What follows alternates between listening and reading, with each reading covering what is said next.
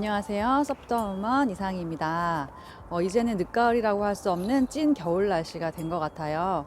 올해는 유독 늦가을까지 레이싱 이벤트가 줄을 이었는데요. 이른 봄부터 또 레이싱 이벤트 소식이 더 일찍 찾아오지 않을까 기대해 봅니다. 저는 3년 정도 겨울에도 간간히 SUP를 타왔는데요. 겨울에도 섭을 타는 노하우 내지는 팁을 알려드리도록 할게요. 봄을 기다리면서 저와 함께 겨울에도 SUP 타실까요? 겨울에도 SUP를 타는 경우를 꼽아보면 첫 번째, 내년 레이싱을 바라보고 열심히 훈련하시는 분들, 또는 저처럼 운동 삼아 데일리 SUP에 중독되신 분, 피트니스 패들러라고 하죠. 두 번째는 아이스 섭, 스노우 섭 같이 겨울만이 줄 수 있는 아름다운 자연의 풍경, 그리고 하얀 설경을 만끽하고자 떠나는 겨울 투어라고 볼 수 있겠고요. 세 번째는 드문 경우지만 늦가을, 초겨울, 초봄에 이루어지는 레이싱 이벤트 참가를 고려해 볼 수 있을 것 같아요. 이렇듯 겨울에 SUP를 타는 목적에 따라 패들링 거리와 시간, 그리고 운동량들이 달라지는 부분 때문에 필요한 아이템들이 조금씩 달라질 수 있다는 사실을 고려해 주세요. 특히 SUP를 겨울에 타실 때에는 장소가 강인지 호수인지 바다인지, 그리고 주변의 환경과 날씨를 미리 확인하고 대비하는 것이 매우 중요합니다.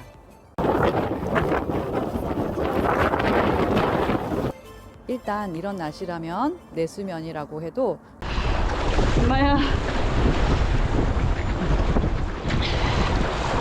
플랫 워터라고 할 수 없는 이런 날이라면 절대 타지 마세요. 레이싱 이벤트의 경우에는 어쩔 수 없겠지만 비가 오거나 기상이 좋지 않은 날은 당연히 입수와 저체온증의 위험에 노출되기 쉽기 때문에 권하고 싶지 않네요. 되도록 해가 나고 맑은 날씨에 타시기를 권해드립니다. 동료를 따라 패들링을 한다고 하더라도 그 동료가 여러분의 안전을 책임질 수 없다는 사실, 그리고 사람마다 저온 환경에서 적응력이 다르기 때문에 안전이 확보되지 않은 상황에서 무리한 패들링은 사고로 이어질 수도 있다는 사실 명심하세요. 날씨 정보는 WSB 팜, 윈드 파인더 같은 날씨 어플들을 설치해서 확인하시면 도움이 되겠죠. 장비는 앞서 설명드린 것처럼 목적에 따라 수면의 상황에 따라 달라질 수 있다는 점 이제부터 자세하게 설명드리도록 할게요. 먼저 바다에서 타는 경우는 아주 간단해요. 겨울에 서핑을 하시는 분들과 동일한 목장을 하시면 된답니다. 바다에서는 발 이상 물이 잠기고 또 머리까지 젖을 상황을 대비해야 되기 때문이죠. 따라서 겨울용 웨스트나 드라이 슈트, 그리고 서핑 후드 등이 필요한데요. 많이 비싸요. 여담이지만 SUP가 겨울 서핑과 다른 점이 있는데요. 거리를 이동하며 패들링을 지속적으로 하기 때문에 몸에서는 열이 굉장히 많이 발생을 하지만 물 밖에서 찬 기운을 계속 맞기 때문에 손이나 발 같은 말초 부위들은 굉장히 춥게 느껴지는데요. 그래서 일단 가장 먼저 구비해야 할 것은 장갑과 슈즈입니다. 장갑은 3이나 5mm 두께의 네오프렌 재질로 오픈팜이라고 손바닥이 뚫려 있는 벙어리 장갑을 추천드려요. 손가락 장갑은 손가락이 벌어져 있어서 사이즈가 꼭 맞는 장갑일수록 혈액순환이 잘 안 되고 손가락 길이의 체온을 나눠줄 수가 없기 때문에 더 춥게 느껴진답니다.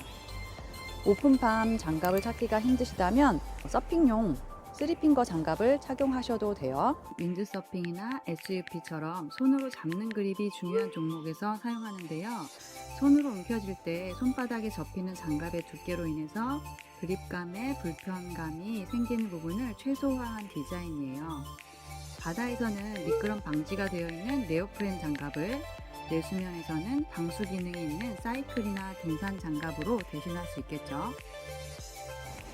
슈즈는 네오프렌 슈즈 또는 고무나 실리콘 소재의 물에 젖지 않는 방수 슈즈를 신으시면 되는데요.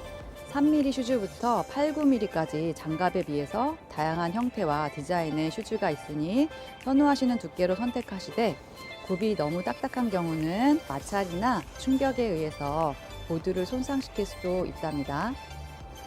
이렇게 발가락이 엄지로 나눠져 있는 신발은 좀 더 발을 잡아주어서 발이 신발 안에서 놀지 않는 장점이 있고요. 대신에 발가락이 갈라져 있기 때문에 일반 보온을 위한 양말을 안에 신으실 수가 없다는 단점이 있어요. 사이즈는 슈즈 안에 네오프렌 양말을 더 신으시려면 사이즈를 여유 있게 고르시면 좋고요. 대체로 신축성이 있어서 발이 신발 안에서 놀 정도로 많이 크게 신지는 않으시는 게 좋아요. 겨울 서핑 장비 관련한 영상들은 유튜브에 많이 있으니 좀 더 자세한 정보는 참고하시면 될 것 같습니다.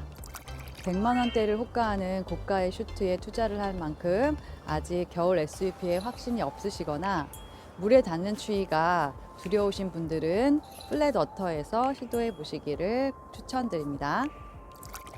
투어를 가신다면 폰튠 시설이 있는 런칭지보다는 경사가 있는 슬립웨이나 얕은 물길을 통해 발에 물이 닿는 경우가 대부분일 거예요. 그렇기 때문에 보온이 잘 되고 물 유입을 차단하는 방수 슈즈를 신으시면 되겠죠. 투어는 보통 중저강도의 장거리로 쉬어가는 시간도 있고 자주 가보지 않은 새로운 스팟이나 오랜만에 한번 가보는 위치일 경우가 많기 때문에 만약을 대비한 방한 복장을 따뜻하게 입으시는 게 좋아요. 또 하나의 팁.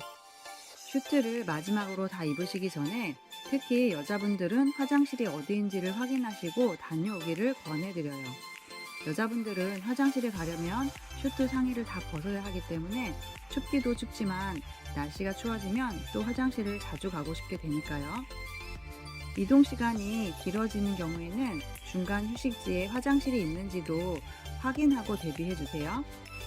SUP 패들링은 서핑처럼 엎드렸다가 테이크오프로 쪼그려 앉았다가 몸을 세워 서는 등 다이나믹하게 움직이지 않기 때문에 신축성이 좋은 웨스트보다는 물의 유입을 완벽하게 차단하는 SUP 전용 드라이 슈트를 입기도 하는데요.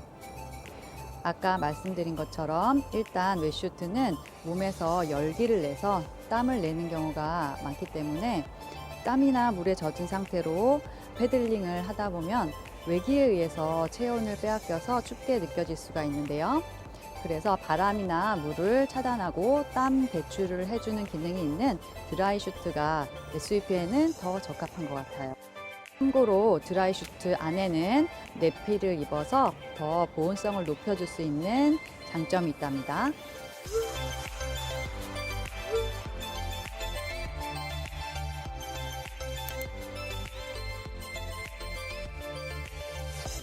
드라이 슈트를 입으실 때 주의사항.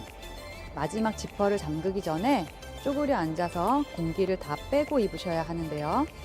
그 이유는 혹여나 머리가 아래를 향하는 자세로 빠졌을 경우 수트 안에 있는 공기가 발 쪽으로 이동해서 머리를 세워서 올라오지 못하는 위험한 상황이 될 수 있기 때문이에요. 상상만 해도 아주 끔찍하죠?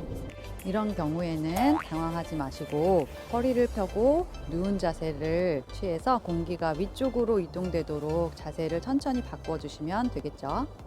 또 10km 이상의 장거리 동선인 경우가 많기 때문에 드라이백에 핫팩, 휴대폰, 얇은 바람막이 자켓이나 네오프렌 자켓 같은 여벌옷과 수건, 그리고 따뜻한 음료와 에너지바 같은 간식 정도는 챙겨주세요. 마지막으로 제가 타는 레이싱 훈련이나 피트니스 서브의 복장을 알려드리도록 할게요. 이 내용은 제 개인적인 선호에 따른 추천이기 때문에 참고만 해주시고요.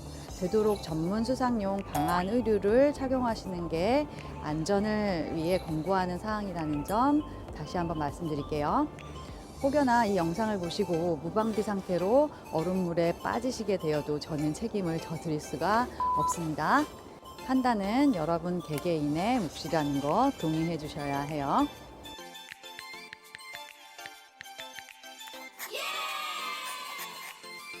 주로 데일리로 타는 경우이기 때문에 전문 수상 시설을 이용해서 배를 내릴 수가 있는데요. 정말로 잔잔한 경우에는 물을 한 방울도 안 묻히고 타실 수가 있답니다. 한강처럼 주변에 많은 인파가 있으며 순환 구조대가 가까운 곳에 위치하고 있는 곳이라면 비교적 안전한 환경이고 런칭지에서 멀리 나가지 않기 때문에 아까 앞서 바다에서의 겨울 패들링에 필요하다고 말씀드렸던 고가의 슈트가 없어도 야외용 운동복, 예를 들면 바이크 의류나 등산복, 스키복 등을 활용하시면 된답니다. 저는 한강에서 패들링을 할 때 수트를 거의 입지 않는데요. 제 개인적으로는 온 힘을 다해 패들링을 하다 보면 5분도 채 안 돼서 몸 자체에서 나는 땀 때문에 드라이 슈트도 다 젖기 마련이라서 결국 젖은 몸으로 평상복을 갈아입는 시점에는 호된 추움을 당면해야 한다는 점은 피할 수 없답니다. 그래서 피트니스 섭을 타는 경우는 옷을 조금 춥게 입고 시작을 하는 게 좋은 것 같아요. 적당한 보온과 땀 배출의 기능을 지닌 운동복들은 패들링을 마치고도 바로 운전을 하거나 이동을 할 수 있는 정도로 쾌적한 컨디션이 유지가 되기 때문에 저는 위험을 무릅쓰고도 수트를 입지 않게 되는데요. 그래도 1%라도 물에 빠질 위험이 있다 하는 경우에는 수트를 꼭 입으셔야 해요. 겨울용 운동복을 활용하실 때의 팁은 일단 눈에 확 띄는 색깔의 옷을 고를 것. 혹여라도 내가 물에 있다는 것을 많은 사람들이 인식해서 물에 빠지거나 도움을 요청했을 때 신속하게 대처할 수 있도록 하기 위함이죠. 물을 많이 먹는 두꺼운 솜 패딩은 금물. 솜 패딩에 물이 먹게 되면 얼어가는 근육으로 이 무거운 몸을 끌어올리기는 쉽지 않을 거예요. 얇은 바람막이를 제일 바깥에 걸칠 것.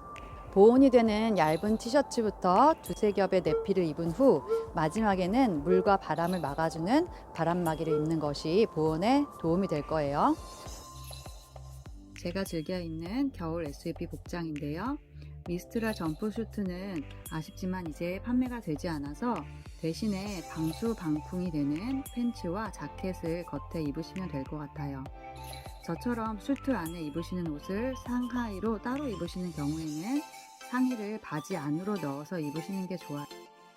패들링을 하다 보면 옷이 말려서 올라가거나 상의와 하의 사이로 바람이 들어와서 매우 춥게 느껴진답니다.